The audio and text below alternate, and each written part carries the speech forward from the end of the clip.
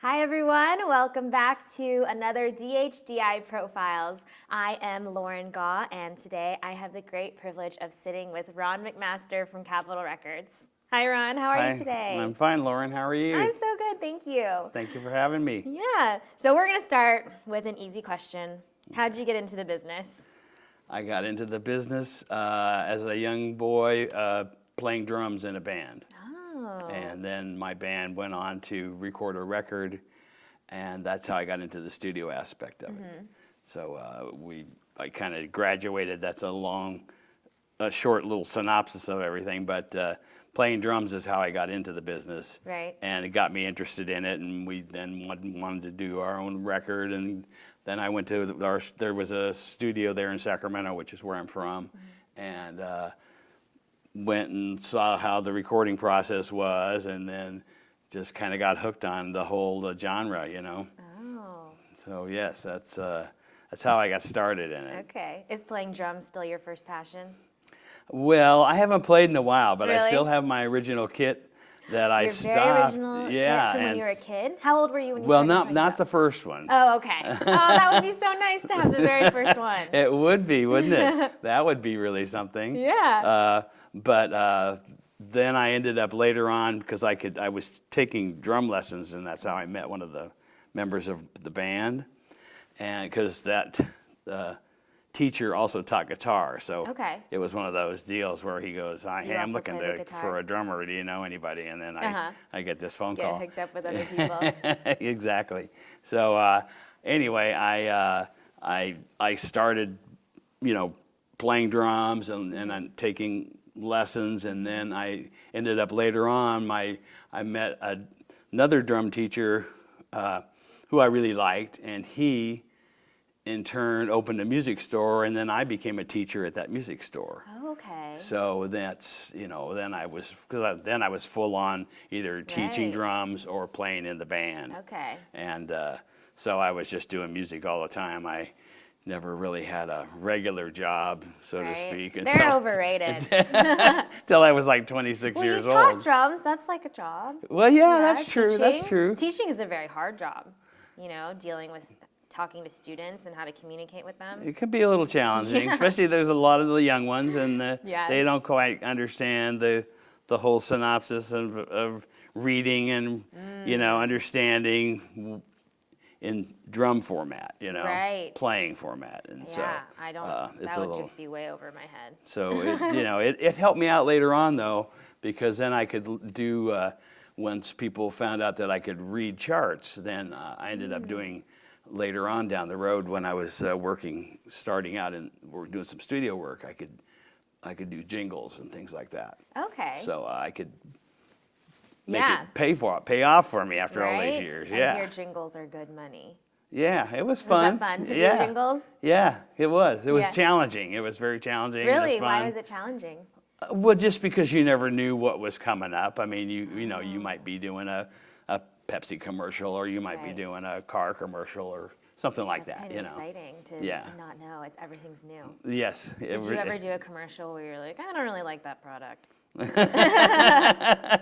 Well, it was because I just wanted to make sure I played the drums right on it. Yeah. Whatever the guy gave me, because they're short and you just gotta be able to knock it out quick, and they don't want to spend a lot of time Right. and money on you. So.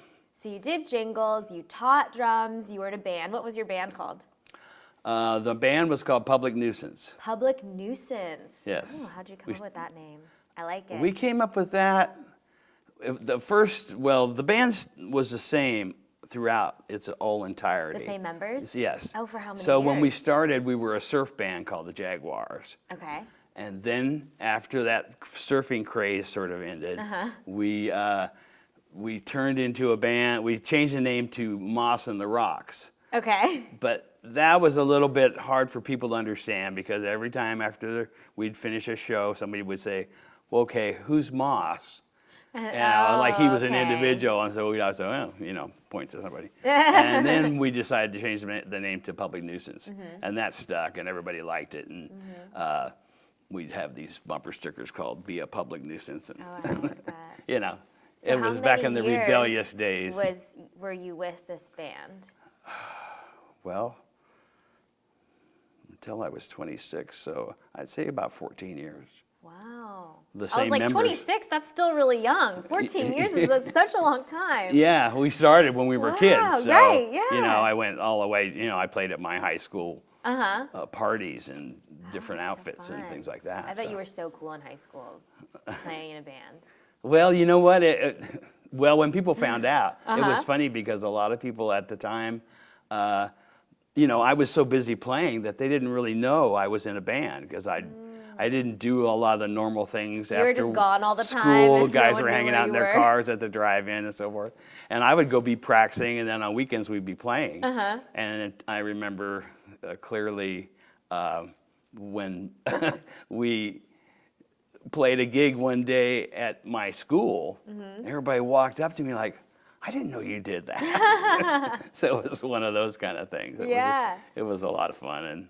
And like I said, it took me through a lot of great times, and we got to do a lot of things. And we auditioned at the Fillmore, and we opened for the Doors at the State Fair. Oh, cool. And then we opened for Buffalo Springfield at the State Fair. So we had some good experiences. Yeah, and that sounds even then, those amazing. bands were big to me. You know, they were pretty new, but they were really special, and I loved their music. So to be able to kind of meet them and interact with them was a pretty big deal, especially when you're a young kid and you're you know, trying to get in with the big guys. Yeah, well, you were in there. You got in there. Yeah. That's awesome. It was fun. It was a lot of fun. So Are you still in contact with the guys from your band? yes, two of them. One of them passed away. Oh. So the other two live up in Sacramento, which is, like I said, where I'm from. And we, you know, when I go up there, I get in touch with him and see how they're doing. It's good to keep that. And yeah, I can expand on that story a little bit because we made an album that ended up never coming out. Oh, no. It was on ABC Records, and it never came out due to some different circumstances. And so we sat on the tapes. I actually had some of the tapes, the master tapes. And so we ended up putting it out ourselves.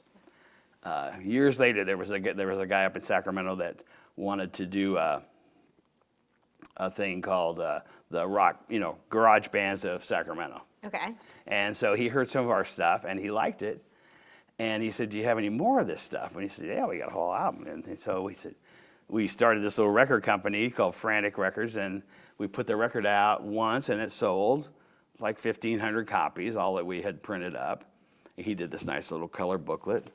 And then after that, we said, well, let's order some more. So we ordered some more, and they sold out. And then it was a little expensive to reproduce that color booklet, so we didn't do it any longer. But that's when Jack White of White Stripes and Third Man Records got a hold of the copy. We don't know how.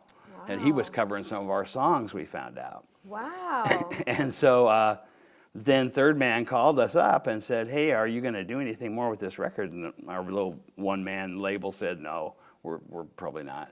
And they said, "Well, we're interested in signing him." So we signed with Third Man Records. This was about 3-4 years ago.